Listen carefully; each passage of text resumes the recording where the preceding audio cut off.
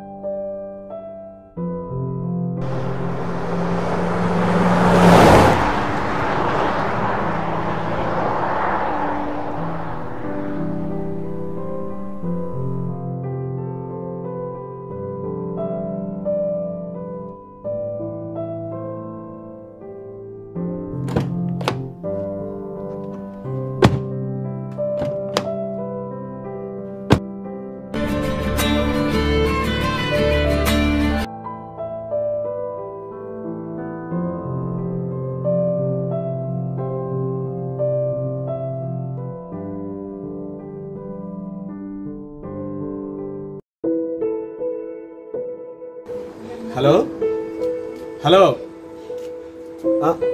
ఎవరైనా ఉన్నారా ఇంట్లో?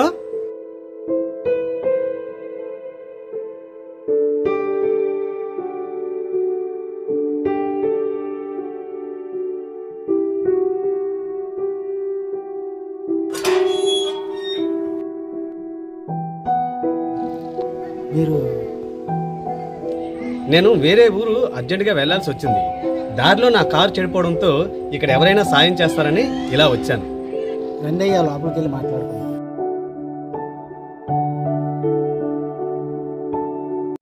నన్ను పట్టించుకునే నాదుడే లేడు. అందుకే నా రెండు కాలికి పని చెప్పి ఇలా మీ ఇంటి వరకు ఇలా వచ్చాను.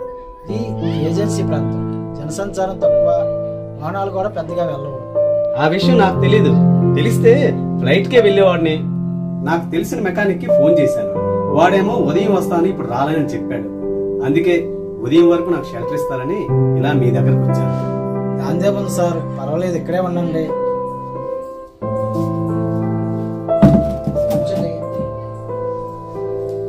Thank you.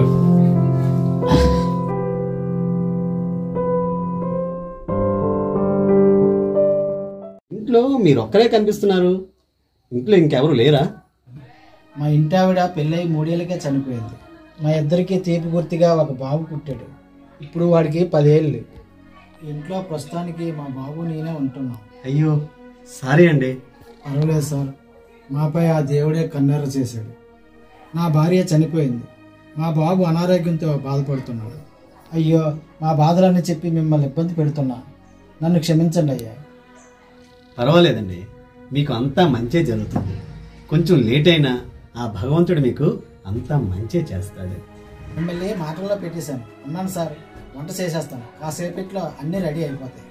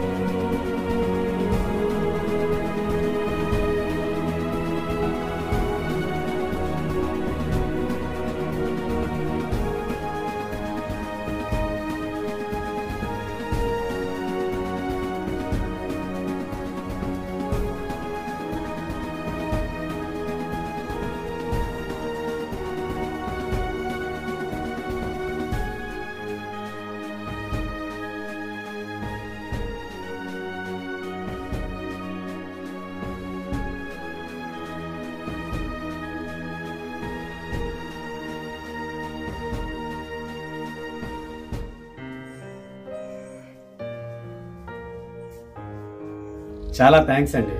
రాత్రి ఉండేందుకు షెల్టర్ ఇచ్చి మంచి భోజనం పెట్టి నన్ను చాలా బాగా చూసుకున్నారు. ఎవరో తెలియని నన్ను ఇంట్లోకి పిలిచి సొంత మనిషిలా చూసుకున్న మీకు ఏమిచ్చినా రుణం తీరదండి. దానిదేమో సార్, పర్వాలేదు. మిమ్మల్ని ఆ దేవుడు పంపించిన అతిథిలా భావిస్తున్నాను. మీకు చేసిన సేవ ఆ దేవుడికి చేసినట్లే కదా. మీ అభిమానానికి కృతజ్ఞుడిని.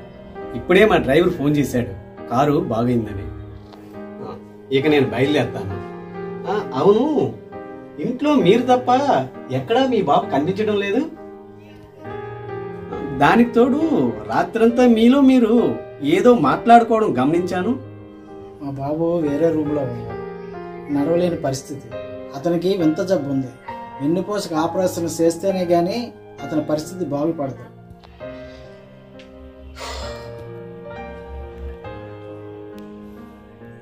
ఇక నాలో నేనే మాట్లాడుకుంటున్నాను అన్నారు కదా. మా బాబు ఆరోగ్యం బాగుపడాలని ప్రతిరోజు రాత్రులు ఆ షిరిడి సాయిబాబాను ప్రార్థిస్తూ ఉంటాను. మరి బాబుని ఒక మంచి డాక్టర్ దగ్గరకు తీసుకువెళ్ళి చూపించవచ్చు కదా. చంద్రశేఖర్ అనే పేరున్న డాక్టర్కి మా ఊరు సామాజిక కార్యకర్త ద్వారా ఫోన్ చేయించి సాయం చేయమని అడిగాను. అందుకు ఆయన తిరస్కరించాడు. అంతా ఆ షిరిడి సాయిబాబా మీదే భారం వేశాను. ఆయన చూసుకుంటాడనే నమ్మకం ఉంది. అందుకే రోజు ఆయన్ని ప్రార్థిస్తూ ఉంటాను. ఏమన్నారు? ఆ డాక్టర్ పేరు చంద్రశేఖరా? అవును సార్. ఆయన మీకు తెలుసా?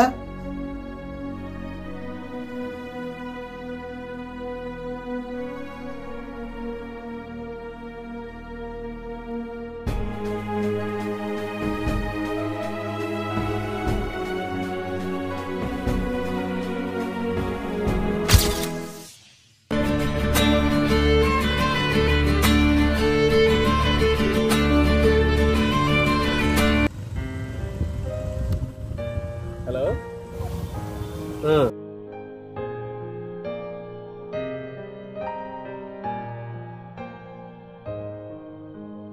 అవును, మీరు సామాజిక కార్యకర్త అవ్వచ్చు. ఆ ఏజెన్సీ నుంచి ఫోన్ చేయొచ్చు. నేను ఢిల్లీలో ఉంటాను, మీరు ఎక్కడో ఆంధ్రప్రదేశ్లో మారుమూల ప్రాంతంలో ఉంటారు. ఒక పేద విద్యార్థి అనారోగ్యంతో బాధపడుతున్నాడని చెప్తున్నారు. నేను మాత్రమే ఆయనకి ఆపరేషన్ చేయగలని చాలామంది చెప్పారని అంటున్నారు. నిజమే, కానీ లక్షలు ఖర్చు అయ్యే ఆ ఆపరేషన్కి మొత్తం నేను పెట్టడం అంటే అవ్వదండి. కొంత మాత్రమే చేయగలను. అదేదో గవర్నమెంట్ హాస్పిటల్కి తీసుకెళ్ళండి, అక్కడ ఏదో ట్రీట్మెంట్ జరుగుతుంది, అది చూసుకోండి. చూడు బాబు, ఈ కేసు మీద ప్రత్యేక శ్రద్ధ పెట్టి అతనికి సాయం చేయాలనుకోవడం వృధా అవుతుంది. ఓకేనా?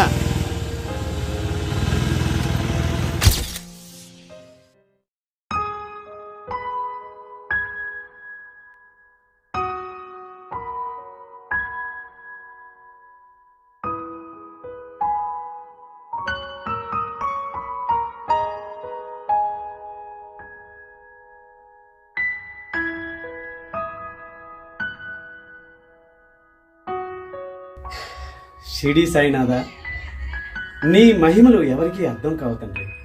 నేను సహాయం చేయడం కుదరదని చెప్పిన పేషెంట్ ఇంటికి నన్ను పంపించి వారి సహాయం చేసేలా నువ్వు చేశావు.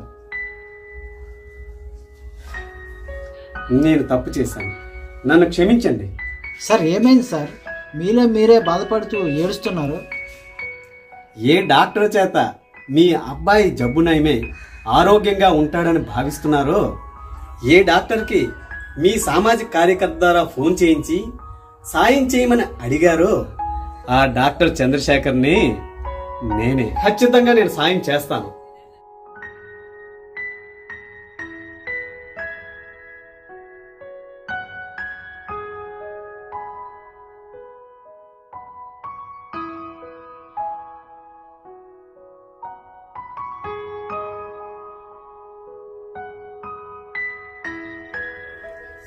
నన్ను క్షమించండి. డబ్బుకు ప్రాధాన్యం ఇచ్చాను, విలువలను మర్చి ప్రవర్తించాను.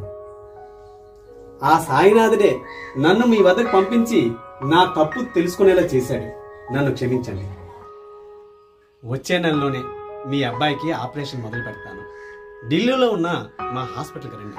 ఒక్క పైసా కూడా ఆసుపత్రికి మీరు చెల్లించక్కర్లేదు, అంతా నేనే చూసుకుంటాను. సరే, నాకు మీటింగ్ టైం అయింది. డ్రైవర్ ఫోన్ చేశాడు కారు బాగైందని. నేను ఇక వెళ్తాను.